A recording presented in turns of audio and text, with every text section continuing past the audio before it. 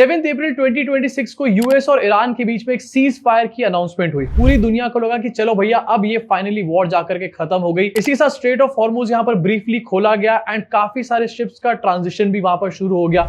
एक तरीके से वर्ल्ड को ये लगा कि चलो फाइनली अब वर्ल्ड की इकोनॉमी जो है वो वापस यहां पर आएगी। लेकिन इसी के बीच में एक ट्विस्ट आया 19 अप्रैल 2026 को, जब इंडिया के 2 वेसल्स को यहां पर ईरानियन गन बोट्स ने अटैक किया। बकायदा उनके ऊपर फायरिंग करी गई एंड वो भी तब जब इन वेसल्स को परमिशन दी गई थी ईरान की तरफ से स्ट्रेट ऑफ हॉर्मुज क्रॉस करने की। अब इस पूरी घटना के बाद इंडिया का रिएक्शन सामने आया। इंडिया ने ईरान के एनवॉय को बुलाया एंड एक डीप कंसर्न यहां पर एक्सप्रेस किया। लेकिन ये कोई पहली ऐसी घटना नहीं है। स्ट्रेट ऑफ हॉर्मुज बंद होने के बाद लगातार इंडियन शिप्स जो है बार बार इंपैक्टेड रही हैं। 28 फरवरी को यूएस और ईरान के बीच में वॉर स्टार्ट हुई एंड 2 मार्च तक ये स्ट्रेट ऑफ हॉर्मुज जो था पूरी तरीके से बंद हो गया था। अप्रोक्सीमेटली 22 इंडियन वेसल्स जिनके अंदर क्रूड था, एलपीजी, एलएनजी, ये सब या तो एंकर्ड थे या फिर स्ट्रैंडेड हो चुके थे स्ट्रेट ऑफ हॉर्मुज के ब्लॉकेड की वजह से। अब जैसे जैसे स्ट्रेट ऑफ हॉर्मुज का ब्लॉकेड बढ़ता चला गया, उसी के साथ साथ इंडिया के अंदर एक इकोनॉमिक क्राइसिस भी यहाँ पर देखने को मिलने लग गई। मतलब वो वॉर जिसको हमने ना स्टार्ट किया और ना हमने जिसके अंदर एक गोली चलाई, उस वॉर की मार पड़ने लग गई थी इंडिया को। इनफैक्ट आज भी उस वॉर की मार हम लोग खा रहे हैं और आने वाले टाइम में भी इस वॉर की बहुत तगड़ी मार इंडिया को पड़ने वाली है, जिसके बारे में कोई इस टाइम पर बात नहीं कर रहा, लेकिन आज हम यहाँ पर इस वीडियो में बात करेंगे। अब स्ट्रेट ऑफ हॉर्मुज के बंद होते ही सबसे पहले एक यहाँ पर क्राइसिस आई, ऑयल और गैस की क्राइसिस। ब्रेंट क्रूड जो कि वॉर शुरू होने के टाइम पे $77 प्रति बैरल था, वो वॉर के बीच में $120 पर बैरल तक भी यहाँ पर पहुंच गया, और वो भी सिर्फ एक महीने में। इंडिया की डेली एलपीजी रिक्वायरमेंट है 80,000 मीट्रिक टन, डोमेस्टिक प्रोडक्शन है 50,000 मीट्रिक टन, गैप जो है 30,000 मीट्रिक टन का, वो हम यहाँ पर इंपोर्ट करते हैं। इसी 30,000 मीट्रिक टन का 90% जो है वो स्ट्रेट ऑफ हॉर्मुज से ही निकल कर आता है। अब वॉर शुरू होने के बाद स्ट्रेट ऑफ हॉर्मुज से सिर्फ 2 कार्गोस पहले हफ्ते में निकल कर आए। अब इसकी वजह से एलपीजी सिलेंडर 60 रुपीज तक यहाँ पर बढ़ गया, दिल्ली में 913 पहुंच गया। कमर्शियल सिलेंडर 10% बढ़ गया, वो भी एक महीने में 2 बार। पेट्रोल पर सरकार ने ड्यूटी हटाकर 13 रुपए से 3 रुपए कर दी एंड डीजल पर ड्यूटी पूरी तरीके से हटा दी गई। मतलब साफ साफ यहाँ पर देखने को मिल रहा था कि क्राइसिस की सिचुएशन में हम लोग पहुंच चुके हैं। रेस्टोरेंट्स की अगर यहाँ पर बात करी जाए तो बेंगलुरु में 10 मार्च की मैं बात कर रहा हूं, 10% होटल्स को ही सिर्फ गैस मिली थी। मुंबई में कमर्शियल एलपीजी का रिफिल जो है वो 2 से 8 दिन तक यहां पर डिले हो रहा था। चेन्नई में होटल्स एसोसिएशन जो है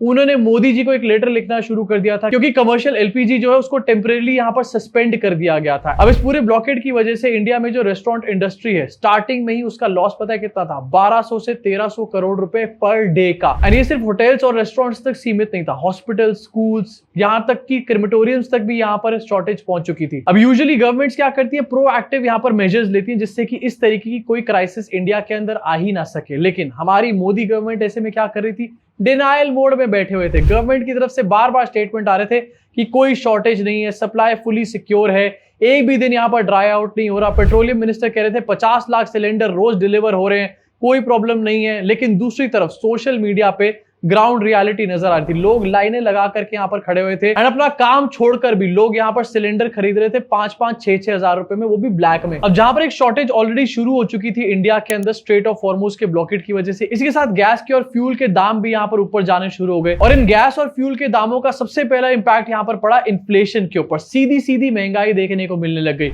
या तो आपको ब्लैक में सिलेंडर मिल रहा था 5,000 रुपए का, या फिर आपको महंगा पेट्रोल खरीदना पड़ रहा था। अब देखो, ईरान वॉर की वजह से ऑयल प्राइसेस ऊपर जा रहे हैं, रुपया वीक हो रहा है और इन्फ्लेशन का प्रेशर हर घर पर फील होना शुरू हो चुका है। ऐसे अनसर्टेन टाइम्स में सबसे पहले इंपैक्ट पड़ता है हमारे कल के प्लान्स के ऊपर, और लाइफ का जो रिस्क फैक्टर है ना, वो ऑटोमेटिकली बढ़ जाता है यहाँ पे। फिर एक मोमेंट आता है जब हम रियलाइज करते हैं कि काश हमने फाइनेंशियल प्लानिंग करी होती, जैसे कि 2019 की कोविड क्राइसिस में या फिर 2008 की फाइनेंशियल क्राइसिस में। ऐसे वक्त में एक छोटा सा इंसिडेंट भी पूरी फाइनेंशियल स्टेबिलिटी को हिला के रख देता है। साथ ही हेल्थ इमरजेंसीज बिना किसी वार्निंग के आती हैं, और इसका इंपैक्ट सिर्फ फिजिकल नहीं, फाइनेंशियल भी बहुत ज्यादा हेवी होता है। एक हॉस्पिटलाइजेशन और देखते ही देखते आपकी पूरी सेविंग्स उड़ जाती है यहाँ से। अब इसी सिचुएशन से बचने के लिए सबसे बेस्ट सोल्यूशन है हेल्थ इंश्योरेंस। ये एक सेफ्टी नेट की तरह यहाँ पर काम करता है, और ऐसा भी नहीं कि ये तो बहुत ज्यादा महंगा है। आज के टाइम में 700 से 1000 रुपए पर मंथ में आप अपनी पूरी फैमिली के लिए 10 से 20 लाख रुपए तक का कवर ले सकते हो बहुत ही इजीली। और सबसे बड़ा सवाल यहाँ पर आता है कि कौन सा प्लान सही है। ऑनलाइन 25 से भी ज्यादा कंपनीज है, लेकिन सही कौन सी है इनमें से? ऐसे में औरों का तो नहीं पता, लेकिन मैं यहाँ पर पर्सनली यूज करता हूं डिट्टो, जो कि एक जीरोधा बैक्ड प्लेटफॉर्म है। डिट्टो आपको क्लियर, ऑनेस्ट और स्पैम फ्री गाइडेंस यहां पर देता है। इनकी कंसल्टेशन, कॉल्स और क्लेम सपोर्ट सब कुछ 100% यहां पर फ्री होता है। और अगर बाय चांस आपका यहां पर क्लेम रिजेक्ट भी हो जाए तो डिट्टो आपके बिहाफ पर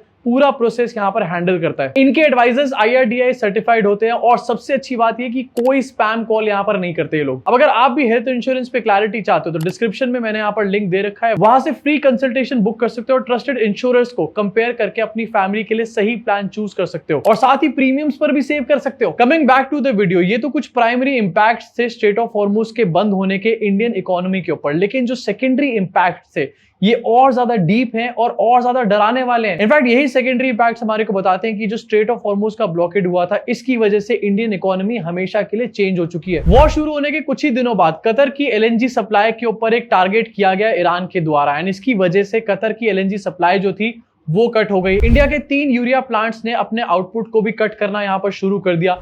नॉर्मल प्रोडक्शन जहां पर 2.5 मिलियन टन पर मंथ होती है, वहां पर मार्च में सिर्फ 1.5 मिलियन टन पर मंथ हुई है। 40% का क्रैश यहां पर हुआ है। फर्टिलाइजर्स के प्राइसेस में 40% इंक्रीज आ चुका है, वो भी ग्लोबली। इसका सिंपल सा मतलब यहां पर ये कि फूड क्राइसिस जो है ऑलरेडी पाइपलाइन में है, जिसके बारे में इंडियन गवर्नमेंट अभी बात भी नहीं कर रही एंड मीडिया को तो छोड़ ही दो। इसी के साथ अगर टेक्सटाइल्स के बारे में यहां पर बात करी जाए तो पॉलिएस्टर के लिए जो रॉ मटेरियल यूज होता है MEG, ये भी गल्फ से आता है। 6.5 मिलियन टन पर ईयर आता है नॉर्मली। इसकी भी सप्लाई इस टाइम पर रुकी पड़ी है एंड इसके भी मेजर कॉन्सिक्वेंसेस देखने को मिल रहे हैं टेक्सटाइल इंडस्ट्री के ऊपर। इनकी आउटपुट कम हो चुकी है, ऑब्वियसली आउटपुट कम हुई है तो इन्होंने यहाँ पर ऑफ लोडिंग भी शुरू कर दी है। एंड इसके साथ अगर फार्मा की बात करी जाए तो सल्फर जो है वो भी गल्फ से आता है। मेडिसिन भी इसकी वजह से इस टाइम पर महंगी होती चली जा रही है। ऑटो सेक्टर की अगर बात करी जाए तो मेटल और बहुत सारे केमिकल्स हैं जो कि गल्फ से आते हैं एंड उसकी वजह से भी एक बहुत स्लो देखने को मिल रहा है प्रोडक्शन के अंदर। एंड FMCG की अगर मैं यहाँ पर बात करूं तो नेस्ले तक को भी अपने पैकेजिंग मटेरियल यहाँ पर नहीं मिल रहे हैं। एविएशन फ्यूल ऑलरेडी 8.6% महंगा हो चुका है, फ्लाइट्स महंगी हो चुकी है एंड इन सब चीजों का इंपैक्ट सिर्फ बड़ी इंडस्ट्रीज के ऊपर नहीं है,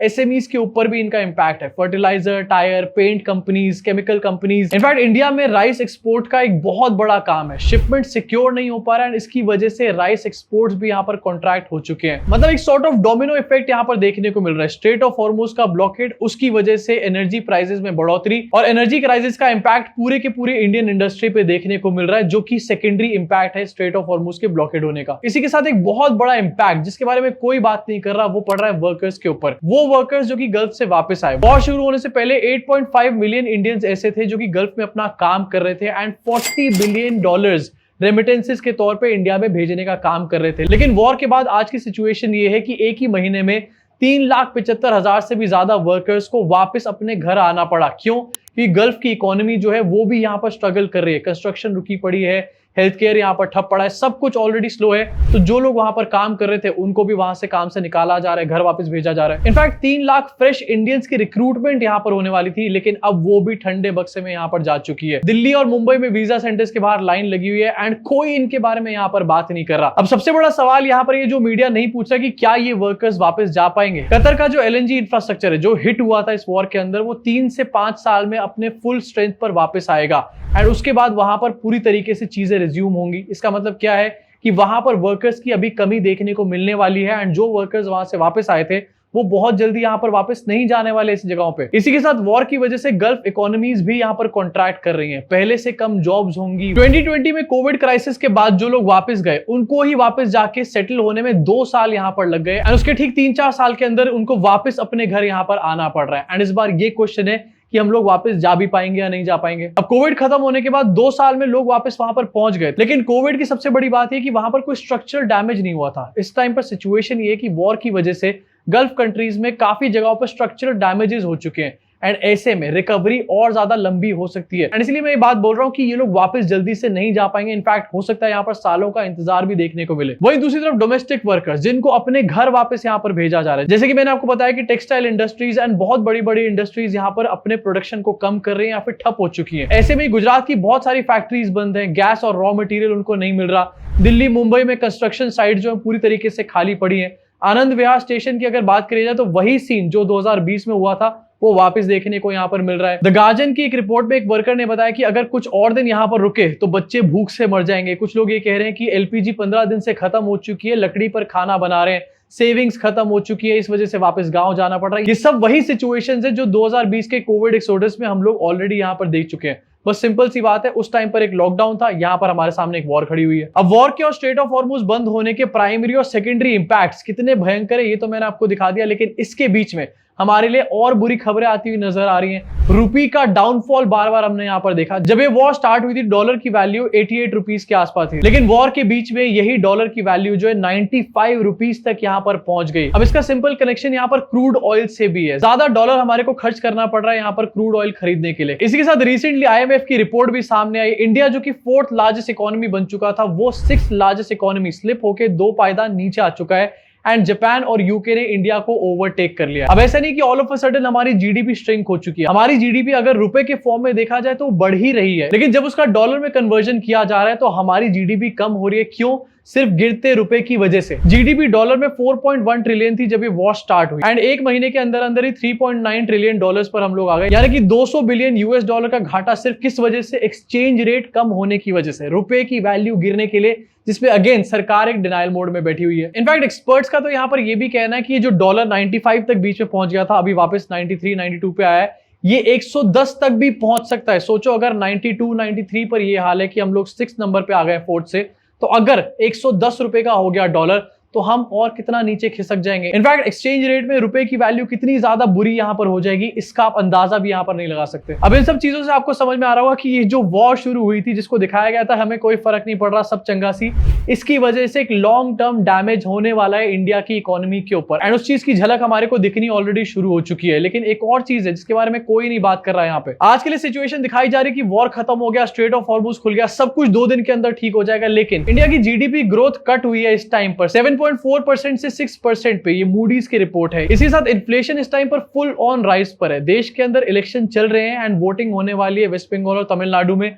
इस वजह से सरकार ने कुछ चीजों के रेट के ऊपर रोकथाम कर रखी है। लेकिन रिपोर्ट्स और एक्सपर्ट्स ये कह रहे हैं कि जैसी वोटिंग खत्म होगी, सरकार पेट्रोल, डीजल के और गैस के दाम बहुत ज्यादा यहां पर बढ़ा सकती है, जिनके बारे में भी कोई बात नहीं कर रहा। एंड इसका मतलब साफ साफ ये निकल कर आएगा कि इन्फ्लेशन अभी जो कि बढ़ रही है वो और ज्यादा बढ़ेगी आने वाले टाइम के अंदर। चीफ इकोनॉमिक एडवाइजर ने एक कंसिडरेबल डाउनसाइड के लिए यहां पर वार्न किया है। IMF यहां पर कह रही है कि ग्लोबल रिसेशन का रिस्क है, एंड ग्लोबल रिसेशन अगर होगा तो इंडिया के ऊपर उसका डेफिनेटली इंपैक्ट आएगा। इसी के साथ फूड इन्फ्लेशन किस लेवल पर यहां पर पहुंच सकता है, क्योंकि फर्टिलाइजर हमारे पास इस टाइम पर है नहीं और मेन क्रॉप का सीजन चल रहा है। अब मेन क्रॉप के सीजन में अगर फर्टिलाइजर हमारे पास नहीं है तो क्रॉप की यील्ड डेफिनेटली कम होगी, और क्रॉप की यील्ड कम होगी तो फूड इन्फ्लेशन ऑटोमेटिकली यहां पर बढ़ेगा। मतलब पेट्रोल, गैस से लेकर फूड प्राइसेस, आने वाले टाइम में सब चीजें यहां पर बढ़ने वाली है। लेकिन इमेजिन करो, ना ही हमारे देश के नेताओं को, ना ही हमारे देश के ब्यूरोक्रेट्स को, और ना ही हमारे देश में मीडिया को, किसी को कोई फर्क नहीं पड़ रहा, क्योंकि इन सब की जेबें फुल ऑन यहां पर भर रखी है। इन्होंने अपने आप को फुल ऑन इंश्योर कर रखा है यहाँ पे। इनफैक्ट फर्टिलाइजर की जो शॉर्टेज है, ये कोई शॉर्ट टर्म शॉर्टेज नहीं होने वाली, काफी टाइम तक रहने वाली है। हो सकता है 2 से 3 प्लांटिंग सीजन भी इससे अफेक्टेड रहे, यानी कि सालों तक क्रॉप की यील्ड यहाँ पर अफेक्टेड रहने वाली है, एंड उसकी वजह से सालों तक फूड इन्फ्लेशन यहाँ पर हमारे को जबरदस्त देखने को मिलेगा। अब जब हर तरफ महंगाई बढ़ रही होगी, जॉब्स ऑलरेडी मार्केट के अंदर होंगी नहीं,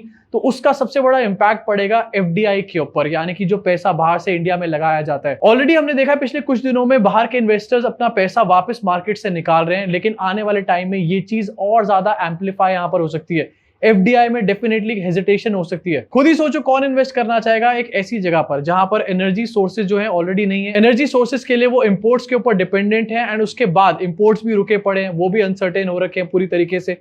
तो कौन आखिरकार यहां पर इन्वेस्ट करेगा? अब देखो, ऐसा नहीं कि सिचुएशन खराब ही होती चली जाएगी हमेशा के लिए, डेफिनेटली सिचुएशन ठीक हो सकती है। अब इस पूरी सिचुएशन को रोकने के लिए सिर्फ सरकार ही यहां पर स्टेप्स ले सकती है, एंड सरकार को आगे आना चाहिए इस टाइम पर, प्रोएक्टिव तरीके से सारे मेजर्स लेने चाहिए। इंडिया में अगर टेक्सटाइल अपना प्रोडक्शन कम करेगा तो इसका सबसे पहला बेनिफिट मिलेगा हमारी पड़ोसी कंट्रीज को, बांग्लादेश, श्रीलंका। जो इंटरनेशनल बायर्स है वो इन कंट्रीज की तरफ शिफ्ट होंगे। अब इससे पहले कि इंटरनेशनल बायर्स हमारे हाथ से हमेशा के लिए खिसक जाए और इंडिया की इकोनॉमिक क्राइसिस जो कि स्ट्रेट ऑफ हॉर्मुज की ब्लॉकेड की वजह से आई है वो और ज्यादा डीप हो जाए, मेरे ख्याल से देश की सरकार को जागना चाहिए, एंड मीडिया को सबसे पहले इसके बारे में डिस्कशन करना चाहिए। अबे हिंदू मुस्लिम बाद में होता रहेगा, पहले रियल इश्यूज के ऊपर डिबेट करो, क्योंकि अगर खाने को रोटी नहीं होगी तो ना ही हिंदू बचेगा ना ही मुस्लिम बचेगा। अब आपके हिसाब से इस इकोनॉमिक सिचुएशन का इंडिया में अल्टीमेटली क्या होगा? क्या सरकार इसके ऊपर सीरियसली काम करेगी, या फिर हमारे देश के नेता सब चंगासी वाले मोड में यहाँ पर अभी भी बैठे रह जाएंगे, जैसे कोविड क्राइसिस के बाद बैठे हुए थे? अपने आप हो जाएगा, जो होना होगा, हम आराम से यहाँ पर बैठे हुए हैं, क्योंकि अपने घर सबने भरे हुए हैं। नीचे कमेंट सेक्शन में अपनी भड़ास को जरूर निकालना। इसी के साथ जाते जाते आपको याद दिलाना चाहता हूं, डिट्टो का लिंक मैंने डिस्क्रिप्शन और पिन कमेंट में दे दिया है। क्लिक करके फ्री कंसल्टेशन आप बुक करो और अपनी फैमिली के फाइनेंशियल फ्यूचर को सेव करो, क्योंकि भाई दुनिया में तो कांड चलते रहेंगे, लेकिन अपनी सेफ्टी सबसे ज्यादा जरूरी है।